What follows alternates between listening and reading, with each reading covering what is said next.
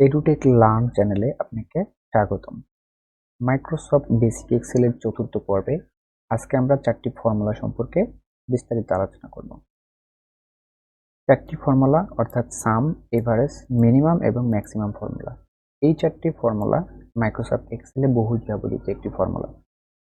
সাম দিয়ে হচ্ছে আপনি যোগ করতে পারবেন, অর্থাৎ 10,000 ডাটা যদি থাকে আপনার কাছে, আপনি একটি ফর্মুলা ব্যবহার করে আপনি 10,000 ডাটার যোগফল বের করতে পারবেন, এভারেজ বের করতে পারবেন, মিনিমাম বের করতে পারবেন এবং ম্যাক্সিমাম নাম্বারটা বের করতে পারবেন। চলুন কিভাবে এটা কাজ করে দিই। ইকুয়াল, এরপরে সাম, অর্থাৎ সাম দিয়ে আপনি যোগ করবেন। তাহলে আমার এখানে 10টা নাম্বার আছে, এই 10টা নাম্বারের রেঞ্জ আপনাকে দিতে হবে সাম ফর্মুলায়। দেখুন সাম ফর্মুলা আমি এখানে দিছি, এখন এখানে আপনাকে রেঞ্জটা কিনে দিতে হবে যে রেঞ্জ কতটুকু, অর্থাৎ এটা হচ্ছে আমাদের নাম্বারের রেঞ্জ।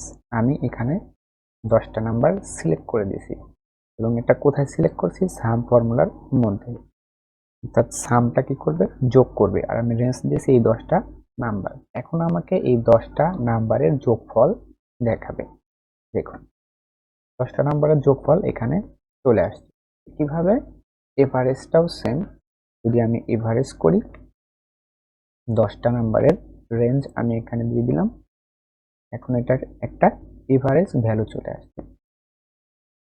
একইভাবে যদি আমি মিনিমাম নাম্বারটা বের করতে চাই, তাহলে মিনিমাম, এরপরে এই 10টি নাম্বারের রেঞ্জ, এটা হচ্ছে মিনিমাম নাম্বার। দেখুন 154, এই নাম্বারের নিচে আর কোনো নাম্বার এখানে নাই, অর্থাৎ এই যে আমি 10টা নাম্বারের রেঞ্জ দিয়েছি এর মধ্যে সর্বনিম্ন যে নাম্বারটা 154, এই নাম্বারটা এখানে করেছে।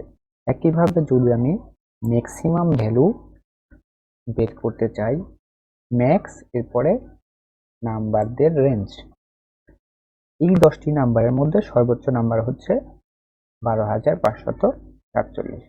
দেখুন এই যে 12,547, এর উপরে আর কোনো নাম্বার এখানে নেই। তো এই ছিল মাইক্রোসফট এক্সেলের বেসিক এক্সেলের চতুর্থ পর্বের ভিডিও। এখানে আমরা চারটি ফর্মুলা সম্পর্কে আলোচনা করলাম। আমরা পঞ্চম পর্বে আরো বিস্তারিত অন্যান্য ফাংশন নিয়ে আলোচনা করব। ততক্ষণ পর্যন্ত চ্যানেলটি সাবস্ক্রাইব করে আমাদের সঙ্গেই থাকুন, সুস্থ থাকুন।